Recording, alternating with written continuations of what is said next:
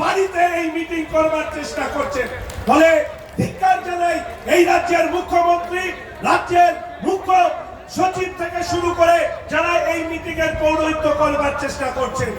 আমরা দ্বিতীয় যে কথা বলতে চাই, এটা আমাদের কাছে দুর্ভাগ্যের, রাজ্যের পুলিশ মন্ত্রী তথা স্বাস্থ্যমন্ত্রী উনি বেশি বোঝেন না কম বোঝেন এ বিতর্কে যেতে চাই না, কিন্তু আপনারা ভাবুন এখানে সাদা পোশাকে যে কলকাতা পুলিশের কর্মচারীরা এখানে কাজ করছেন, এটা আপনাদের কাছেও সতর্ক বার্তা।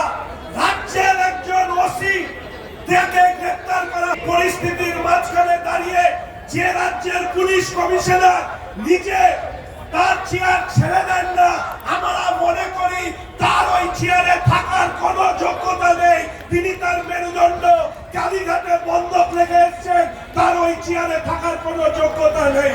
তাই স্লোগান উঠেছে রাজ্য জুড়ে, টালা গেছে টালিও যাবে, একসাথে টালা গেছে টালা গেছে টালা গেছে। তাই জন্যই আমরা প্রথম থেকে একই কথা বলেছি, দফা এক দাবি এক।